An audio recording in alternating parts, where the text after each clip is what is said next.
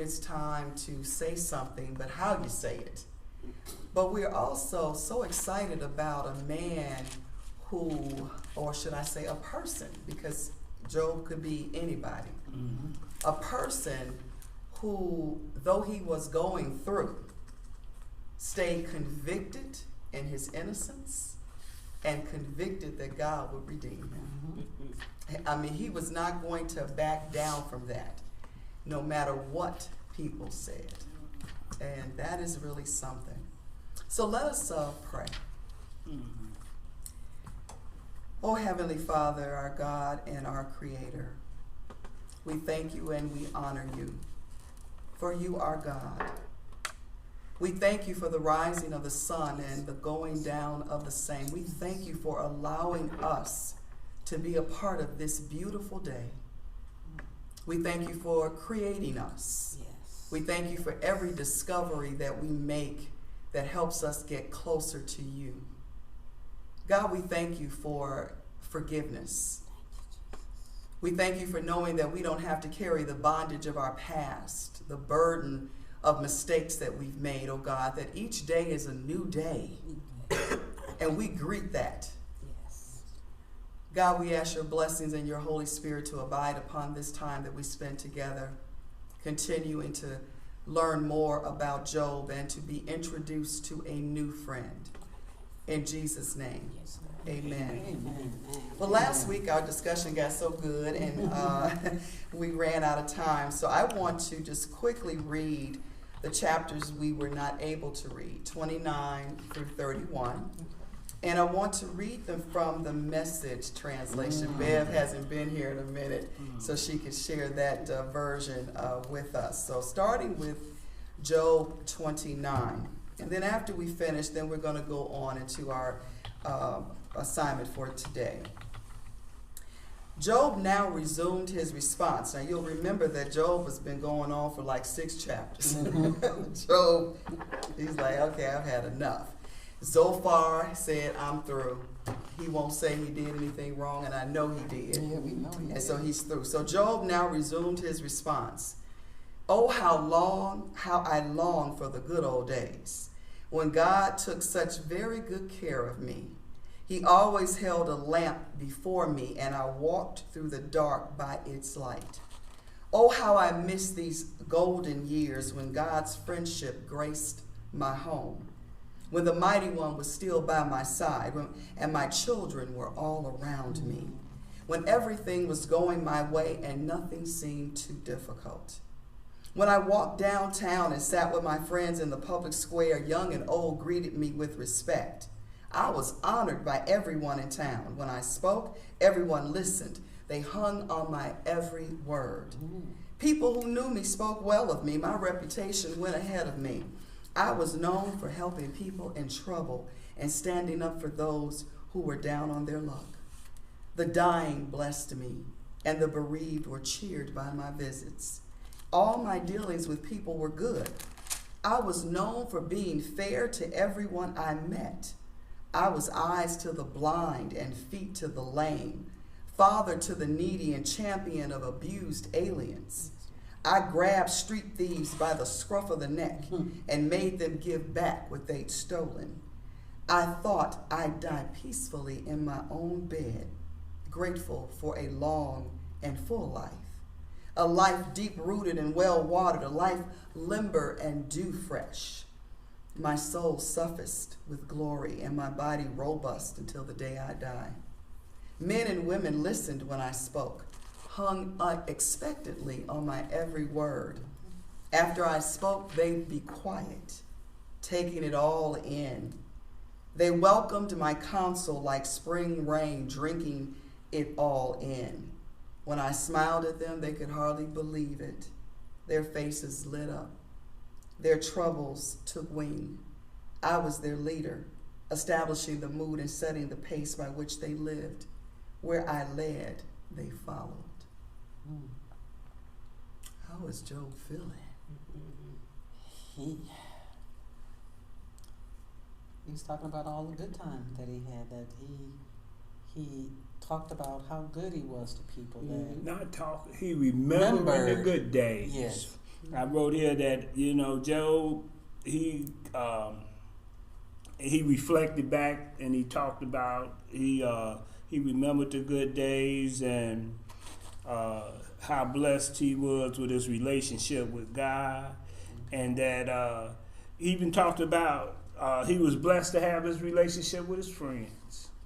And he goes on and he talked about his security, and plus he talked about at one time he was a confident man. Then he goes on and talks about, that not only he had everything going for him, he was a leader in the community. And not only a leader in the community, he was a, how could I put it, he was like kind of authority figure in the hood. So he kind of went from defending himself to really he's lamenting the loss of stature, the things that were. And in a way, when I read it, I was kind of like, wow, Joe, sometimes we can get so into what we do that we assume that God owes us something because of all of the good things that we do. And Lord knows, bless you, he's done many good things, but sometimes we can assume that we're owed something because of that. I mean, that's what I kind of got from that. I'm like, whoa. And the thing that lifted up in me is that he says, with all the good that I've done for everyone else, I thought I'd die in old age, that my body would not fail me, and that I'd die a peaceful death. And that's what he says. That's what I was working for, But now that we all know the Lord, we know that we could have done none of that without God. None of it. And God gonna tell them later. And there's another side of me that says, well, yeah, but that's what we're supposed to do. He has done everything that he was supposed to do, and why shouldn't he believe that he's going to rest well? He's going to die peacefully. I mean, we make those kinds of assumptions. Of course, he does not know what is going on behind the scenes. Have you ever gotten to a point where you're going through something, and just at the point you think you cannot take anymore, it turns around? Now, sometimes, though, we get a little too quick, and we make decisions that we shouldn't have made because we couldn't take it no more. God's not moving fast enough. God's not moving fast enough for us. Yeah, but there have been times, if and once we experience that enough, we should get to a point where we say, okay, I've been here before. Again, been here before. Okay, all I got to do is just make it one day at a time, one hour by hour, whatever I got to do, because I know my change is coming. Yes. It's right there. It's just right there. I just don't know, when it's going to happen. So Job, to me, is getting to that point. He's fed up. He's fed up. Yeah. And I mean, he's really, so anyway, going to 30. But no longer, now I'm the butt of their jokes. Young ruffians, whippersnappers. Why, I considered their fathers mere inexperienced pups, but they are worse than dogs, good for nothing, stray, mangy animals, half-starving, scavenging the back alleys, howling at the moon, homeless gutter snipes, chewing old bones and licking old tin cans, outcasts from the community, cursed as dangerous delinquents. Nobody would put up with them. They were driven from the neighborhood. You could hear them out there at the edge of town, yelping and barking, huddled in junkyards, a gang of beggars and no names thrown out on their ears. But now I'm the one they're after, mistreating me, taunting and mocking. They abhorred me. They abused me. How dare these scoundrels? They spit in my face. Now that God has undone me and left me in a heap, they hold nothing back. Anything goes. They come at me from my blind side, trip me up, they jump on me while I'm down. They throw every kind of obstacle in my path, determined to ruin me. And no one lifts a finger to help me. They violate my broken body, trample through the rumble of my ruined life. Terrors assault me, my dignity in shreds, salvation up in smoke, and now my life drains out as suffering seizes and grips me hard. Night gnaws at my bones, the pain never lets up. I'm tied hand and foot, my neck in a noose. I twist and turn, thrown face down in the muck. I'm a muddy mess, inside and out. I shout for help, God, and get nothing, no answer. I stand to face you in protest, and you give me a blank stare. You've turned into my tormentor. You slap me around, knock me about. You raise me up so I'm riding high, then drop me, and I crashed. I know you're determined to kill me, to put me 6 feet under. What did I do to deserve this? Did I ever hit anyone who was calling for help? Haven't I wept for those who live a hard life, been heartsick over the lot of the poor? But where did it get me? I expected good, but evil showed up. I looked for light, but darkness fell. My stomach's in a constant churning, never settles down. Every day confronts me with more suffering. I walk under a dark cloud. The sun is gone. I stand in the congregation and protest. I howl with the jackals. I hoot with the owls. I'm black and blue all over, burning up with fever. My fiddle plays nothing but the blues. My mouth harp wails laments. Yes. Poor Job. Joe. That sounds like some of my journals I've written in the past. You know, when you're mad at God or you're mad at everybody, you just start writing down what you feel. He went from blaming the people, now he's turned it on. He's kind of mad at God right now. And he's been doing that throughout. Throughout, he has. And he speaks to how everything has turned around. You know, you could be, sometimes you can go from the penthouse to the park bench, and that's what he speaks about, where he's lost all his respect. The people have lost respect for him, and things of that nature. Not only even when he speaks at the end about when he in this book it says it talks about his companions are like an ostrich, and you know what the ostrich do? They put their head in the sand. So that's why, and he's saying that is just like, that's what his friends are doing right now. They putting their head in the sand as he goes through this time. Because during this time, and even to some degree with some people of God, when you're elevated, you get the utmost respect. And don't let you fall now from that. And then people, regardless of how I'm not saying that every reason the person falls from grace is something negative that they've done. Like you said, you could people, most of us or some of us are a check away from poverty anyway, you know?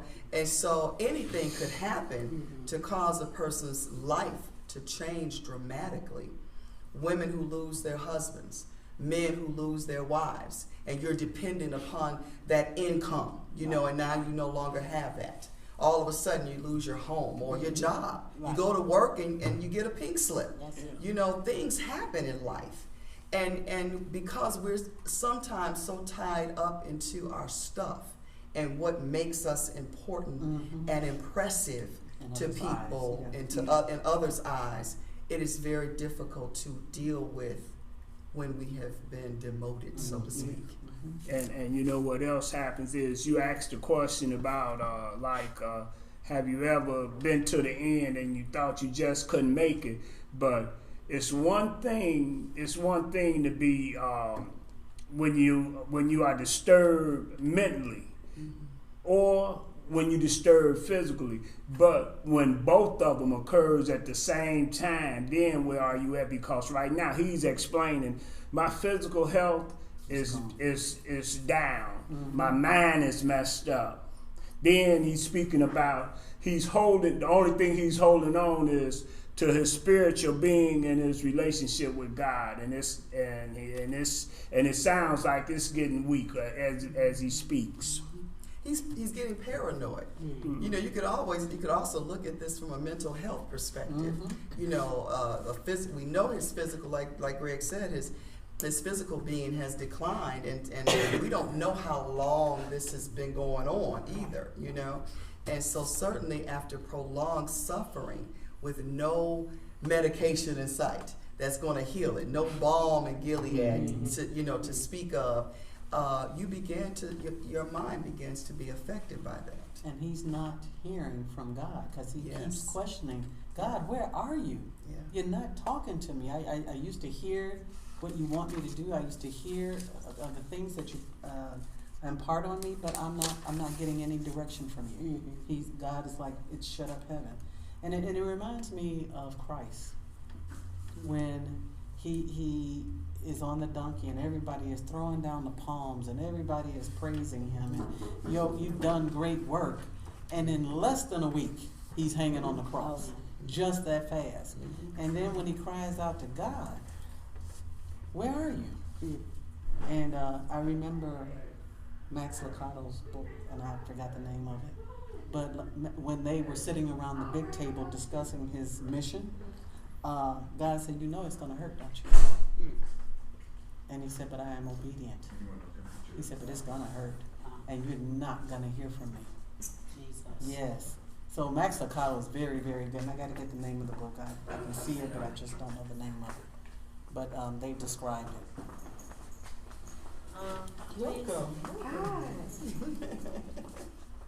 Please correct me if I'm wrong, but just reading Job, it just seemed like although he's gone through everything he's gone through and everything else, and he's hurting and he's broken and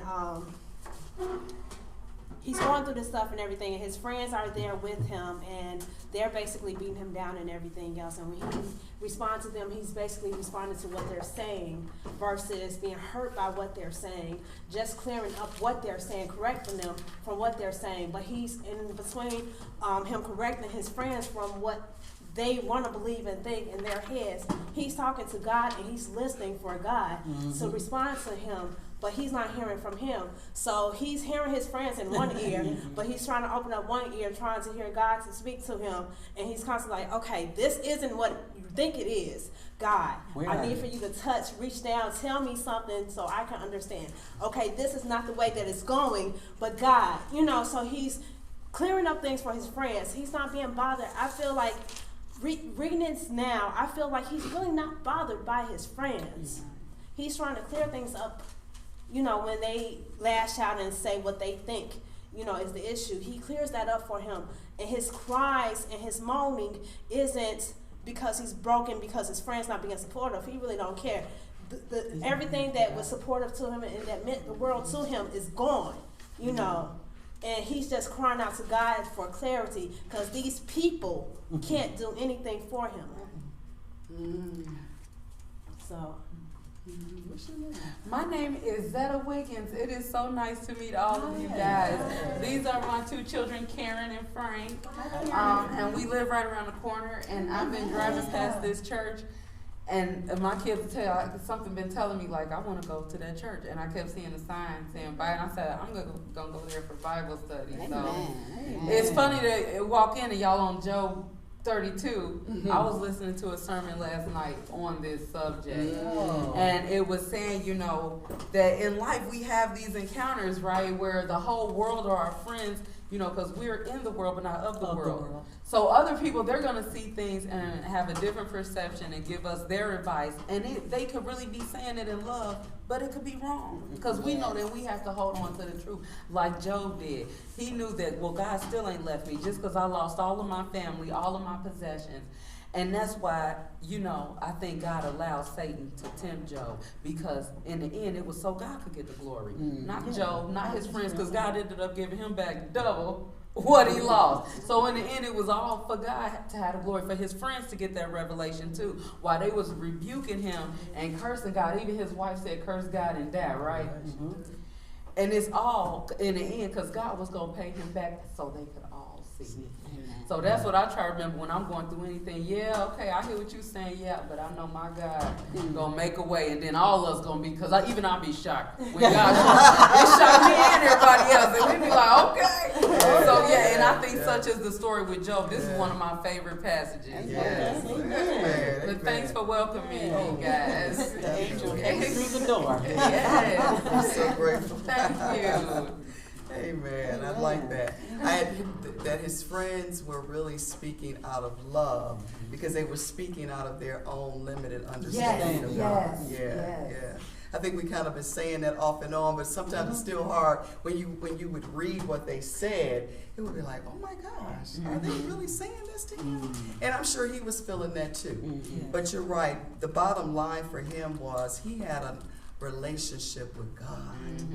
And in his mind right now, God has deserted him. You know, I heard something this morning that Kirk Franklin said that people will say, I'm in my season, you know, and because everything's going fine. And he says, but every season is your season. Oh, you know? I love it. I love it. I was shouting in the car. And he talked about the fact that, okay, so maybe right now you're singing for 20 people. And you feel like, well, you know, I got this really awesome voice or whatever, this really gifted voice, but I only got 20 people to sing for. And then when you start singing before 2,000, you say, oh, my season has come.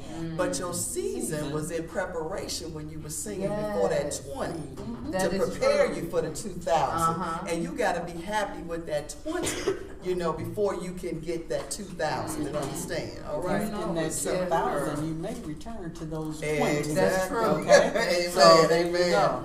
So let us go on, and what we're doing, sweetheart, is finishing up with 31, so we can get into 32. Okay. Because we ran over a little bit last week. Okay. Okay. Last thing that Job is saying, I made a solemn pact to myself, never to undress a girl with my eyes. So what can I expect from God? What do I deserve from God Almighty above? Isn't calamity reserved for the wicked? Isn't disaster supposed to strike those who do wrong? Isn't God looking, observing how I live? Doesn't he mark every step I take? Have I walked hand in hand with falsehood or hung out in the company of deceit? Weigh me on a set of honest scales so God has proof of my integrity. If I've strayed off the straight and narrow, wanted things I had no right to, messed around with sin, go ahead then. Give my portion to someone who deserves it. If I'm reading from the Message translation. If I've let myself be seduced by a woman and conspired to go to bed with her, fine. My wife has every right to go ahead and sleep with anyone she wants to. For disgusting behavior like that, I deserve the worst punishment you can hand out. Adultery is a fire that burns the house down. I wouldn't expect anything I could count dear to survive. Have I ever been unfair to my employees when they brought a complaint to me? What then will I do when God confronts me? When God examines my books, what can I say? Didn't the same God who made me make them? Aren't we all made of the same stuff, equals before God?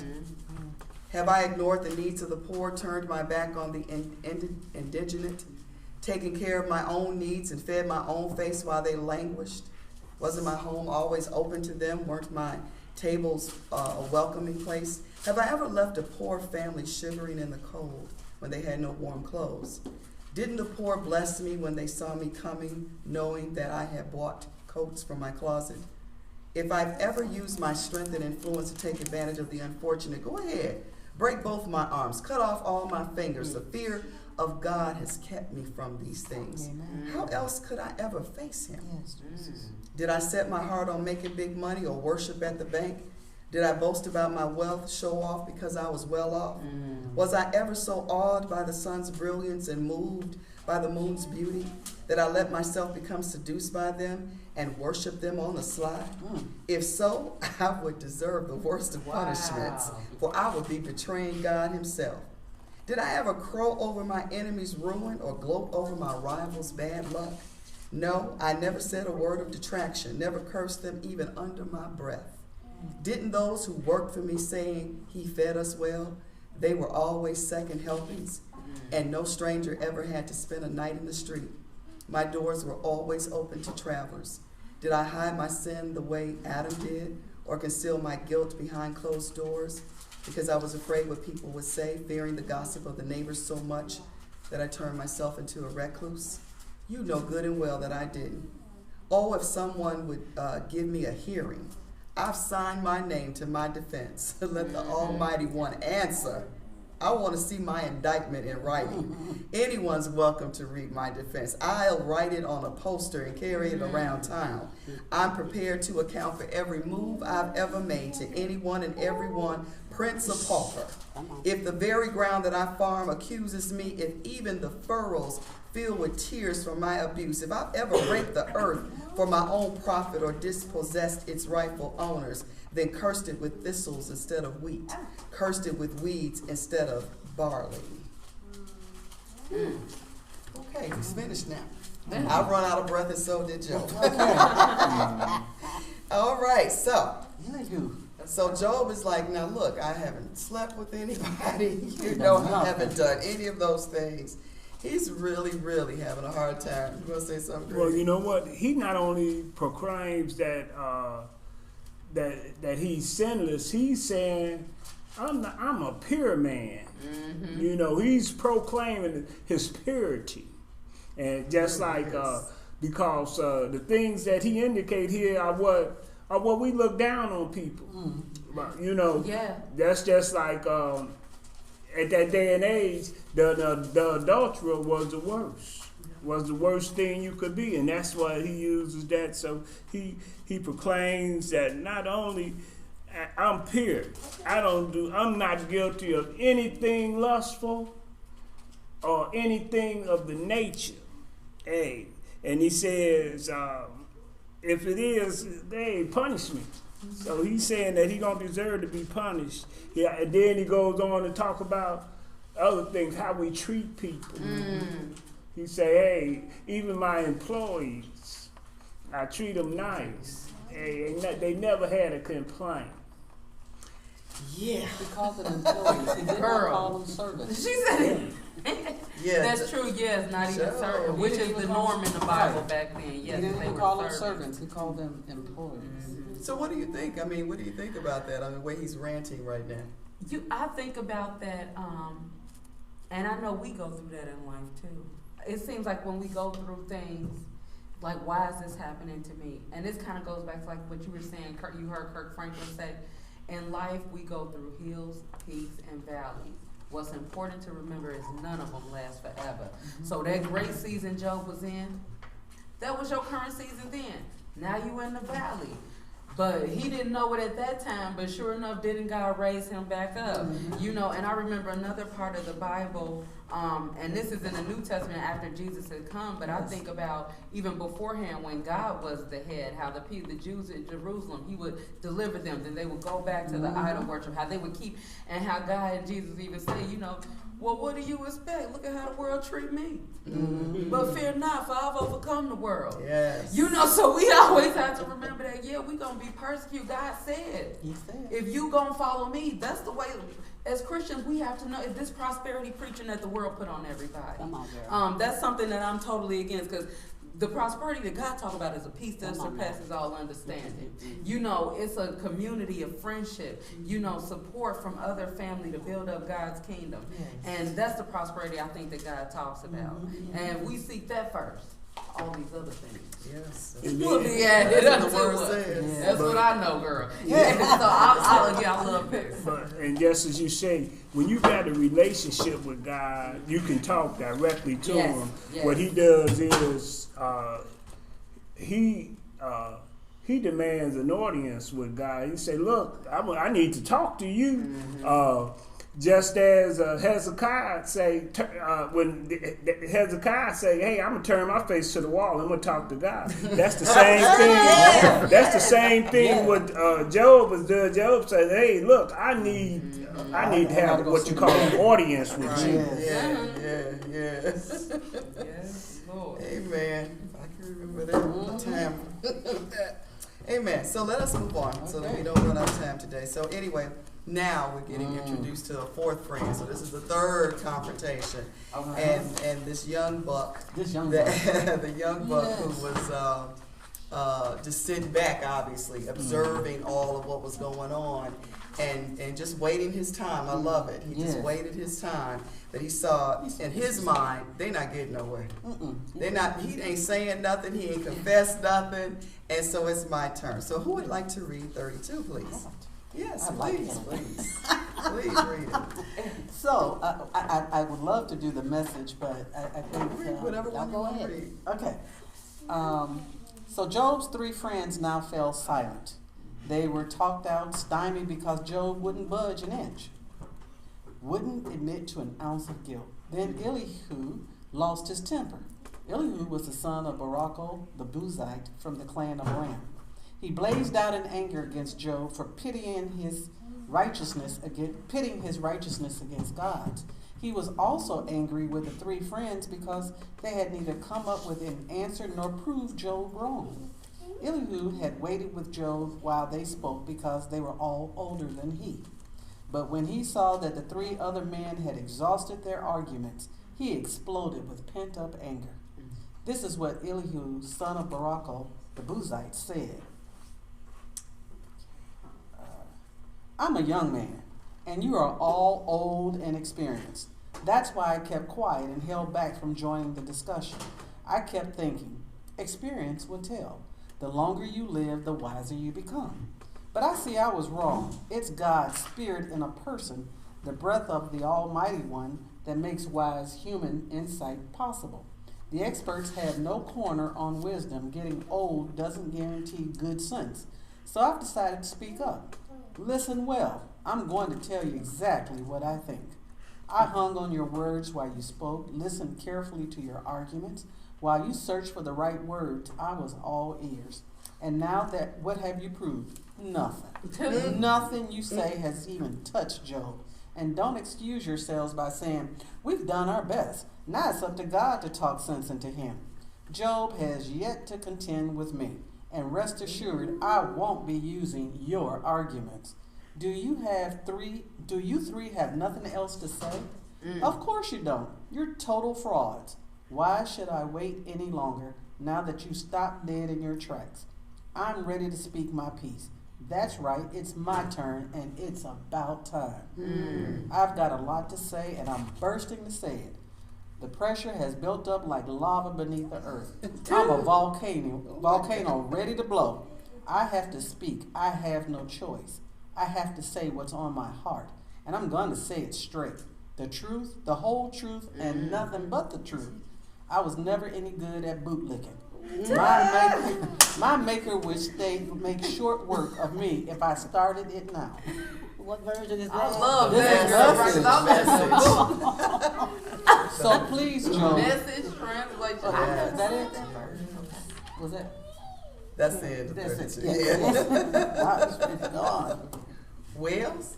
Well, this young whippersnapper said, listen here, you all Amen. you done shot your best shot, and you all ain't done nothing. Right, This right. man is not confessing his sin to God, and you know what? I was respectful. I let you old folks speak first, but you haven't heard what I'm going to say to him. So strap up, get ready. We about to blow this man up, and we're going to make sure that he confess his sins, because I'm tired of talking and going around the issue. We need to talk about what's really going on here. And that's a young whippersnapper for At first I thought he was going to defend him. And he came out the gate. Yeah. I think that gave him more respect with the elders. When they saw like he could come in and give us an opinion and even say it before he gave that opinion. I waited because you're my elder. I wanted to give you that respect and let you talk first. So even the way he came with this, he came with it in a respectful manner. And I think that garnered the respect. That's how he started. And then he said, you know what? Right. I thought age made you wise. That is true. Yes. Yeah, he But did. After he y'all said ain't it, done then he nothing. said, he said, Y'all ain't done he said, I nothing. let That you was talk. rough. Actually, yeah, right. But he started off good. I He think started had a off good. He built it up. He's like, Yeah, you know what? yeah. I did what I can't hold it no more. I can't. God's curse. Because their feeling is that he must have done something wrong.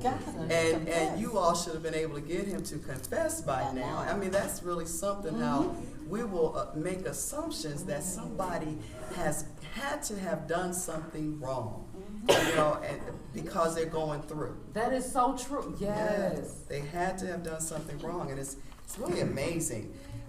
Jim? Well, as you know, I spent a little time as a policeman.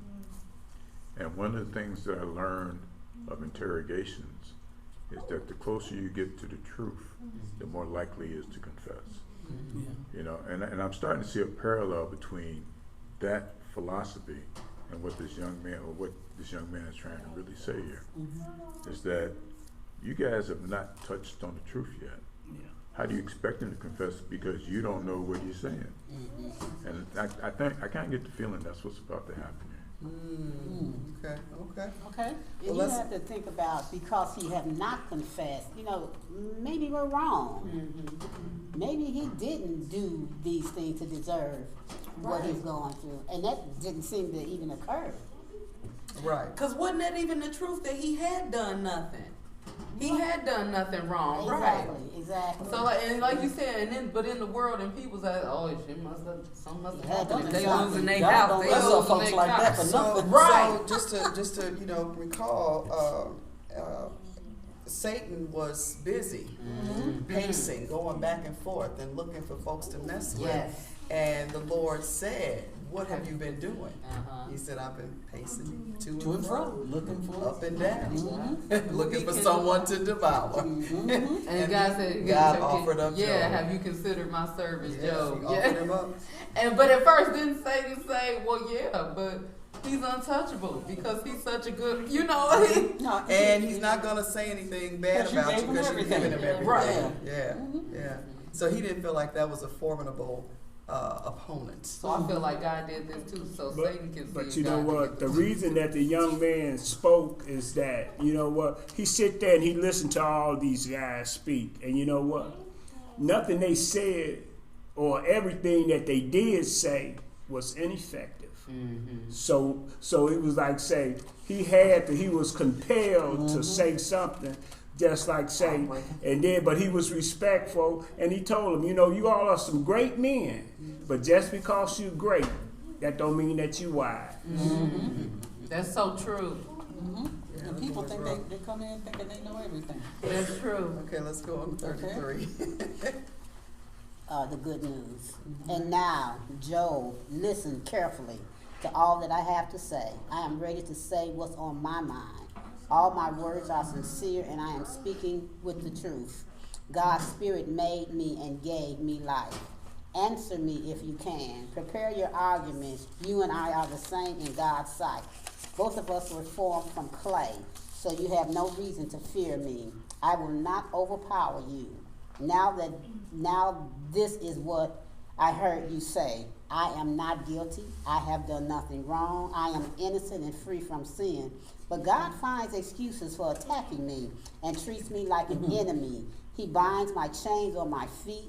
He watches every move I make. But I tell you, Job, you are wrong. God is greater than any man. Why do you accuse God of never answering the man's complaints? Although God speaks again and again, no one pays attention to what he says. At night, when men are asleep, God speaks in dreams and visions. He makes them listen to what he says, and they are frightened at his warning. God speaks to make them stop their sinning and to save them from becoming proud. He will not let them be destroyed. He saves them from death itself. God corrects a man by sending sickness and filling his body with pain. The sick man loses his appetite, and even the finest food looks revolting. His body wastes away to nothing. You can see all his bones. He is about to go to the world of the dead.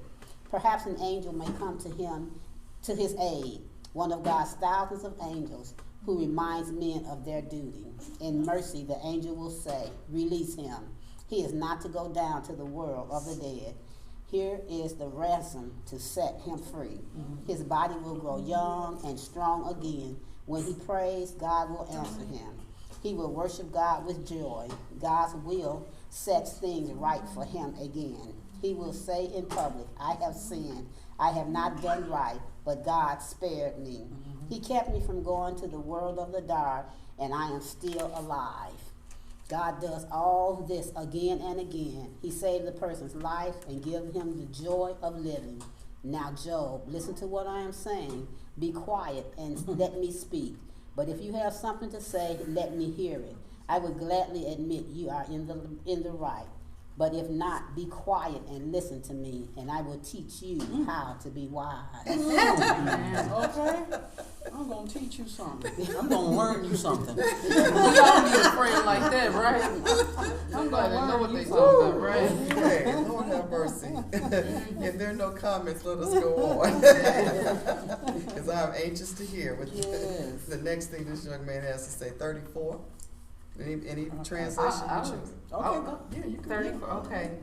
Which translation is That's this? the NRSV. Oh, their new revised standard version. Okay. Okay. It says, Then Elihu continued and said, Hear my words, you wise men, and give ear to me, you who know. For the ear tests words as the palate tastes food. Let us choose what is right. Let us determine among ourselves what is good. For Job has said, I am innocent, and God has taken away my right. In spite of being right, I am counted a liar. My wound is incurable, though I am without transgression. Who is there like Job, who drinks up scoffing like water, who goes in company with evildoers and walks with the wicked? For he has said, it profits one nothing to take delight in God. Therefore hear me, you who have sense. Far be it from God that he should do wickedness, and from the Almighty that he should do wrong. For according to their deeds he will repay them, and according to their ways he will make it befall them. Of a truth, God will not do wickedly, and the Almighty will not pervert justice. Who gave him charge over the earth, and who laid on him the whole world? If he should take back his spirit to himself, and gather to himself his breath, all flesh will perish together, and all mortals return to dust. If you have understanding, hear this. Listen to what I say. Shall one who hates justice govern? Will you condemn one who is righteous and mighty, who says to a king, you scoundrel, and to princes, you wicked men, who shows no partiality to nobles, nor regards the rich more than the poor, for they are all the work of his hands.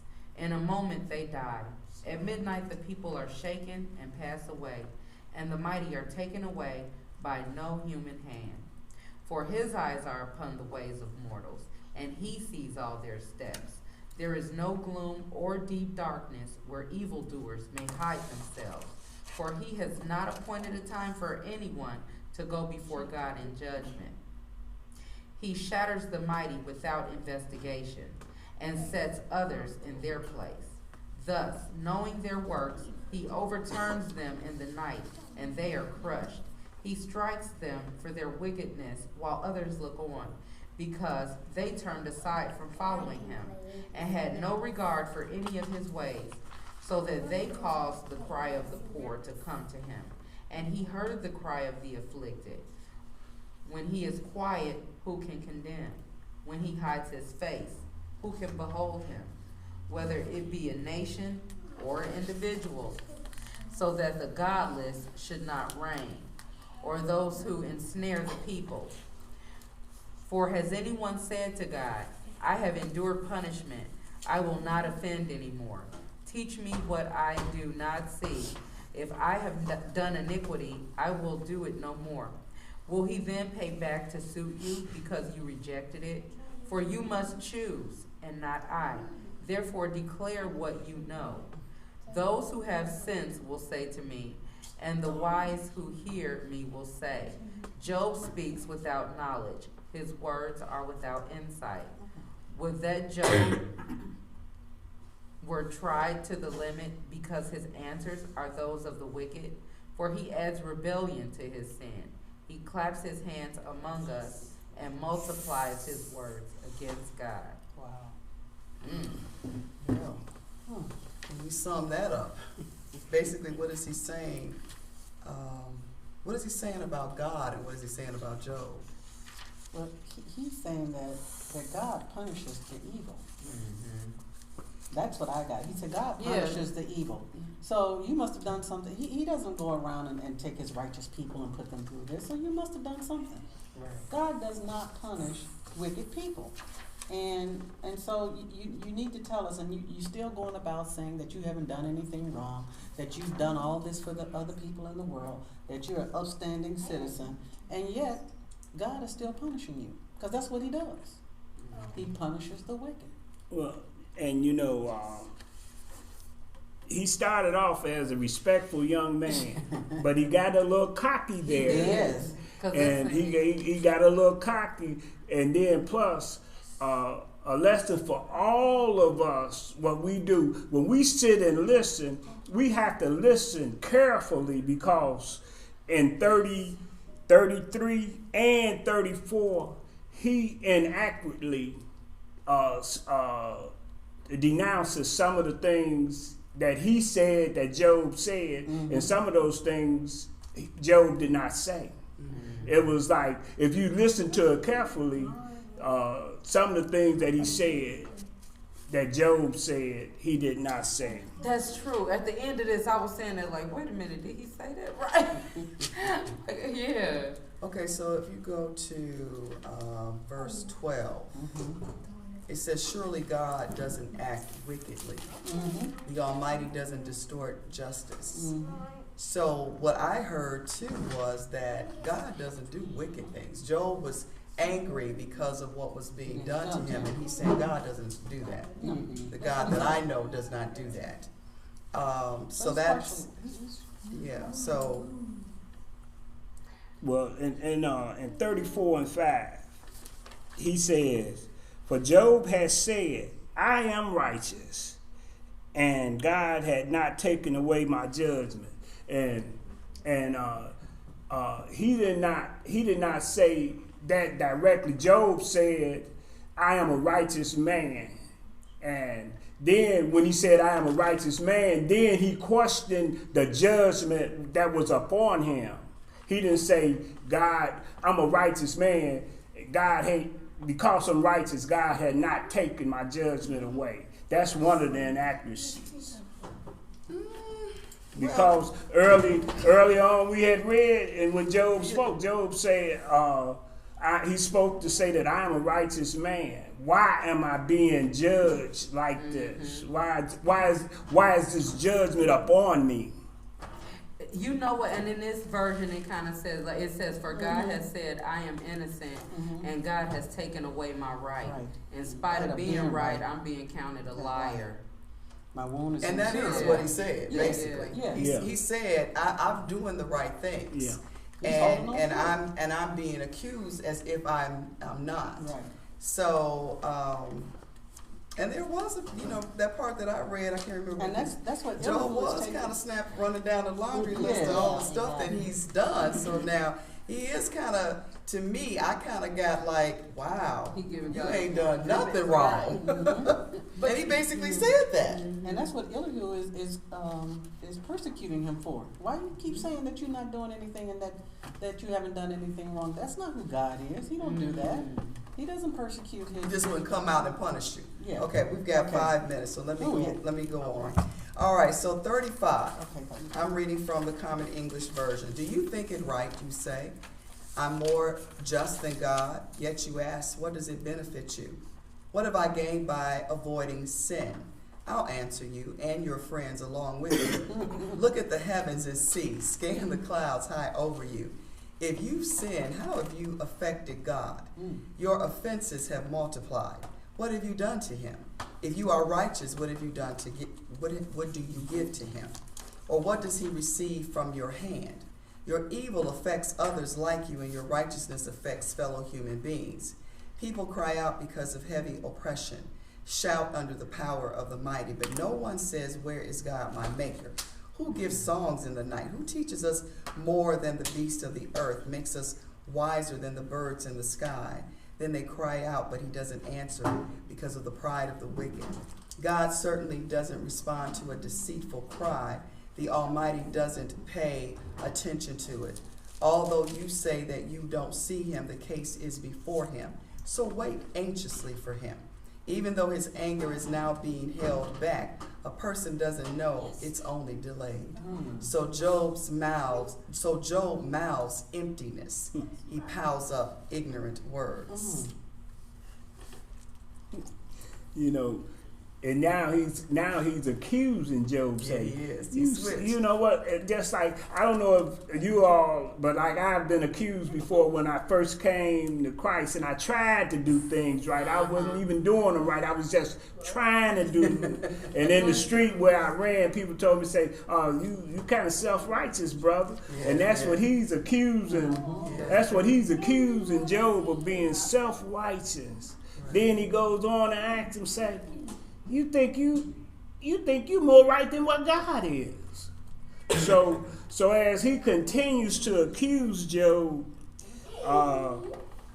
he describes the power of God. So, and as we wrap this up, remember, if you were there Sunday, I said that sometimes, I'm trying to remember how I put it. Sometimes we when we're in a discussion with someone and we've been accused of something wrong, we don't want to admit that we have done anything. But the wrong doesn't have to be wrong. Mm-hmm.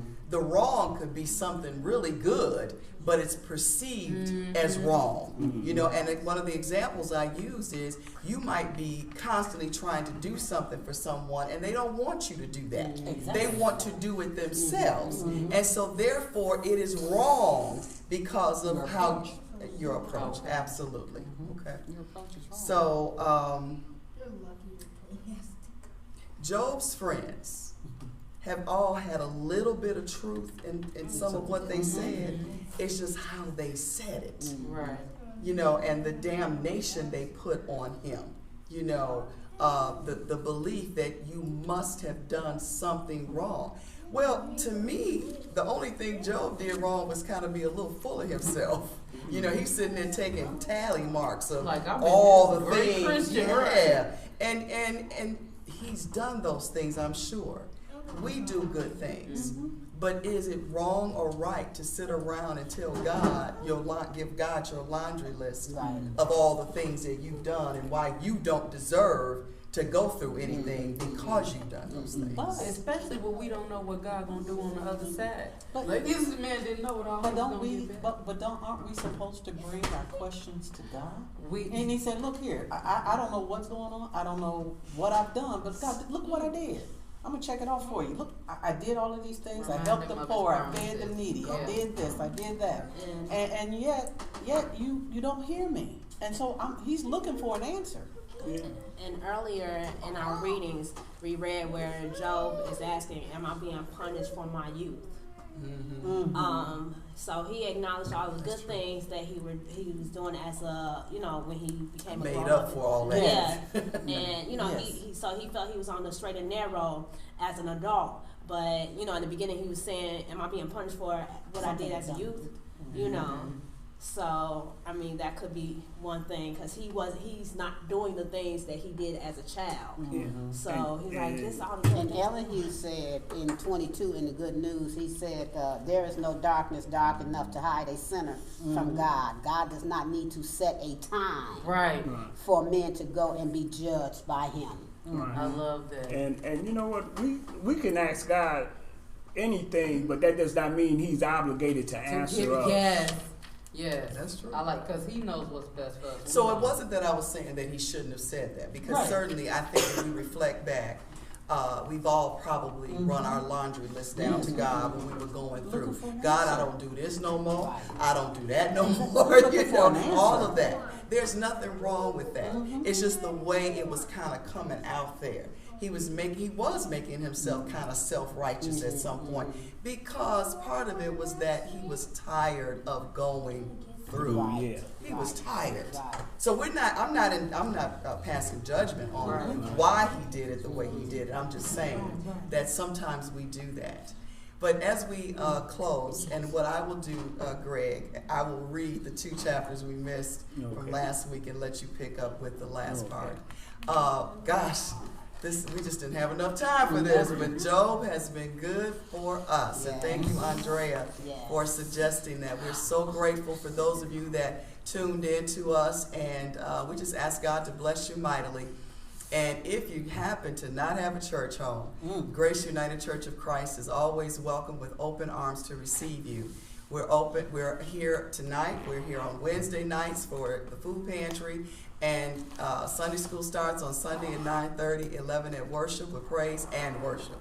And we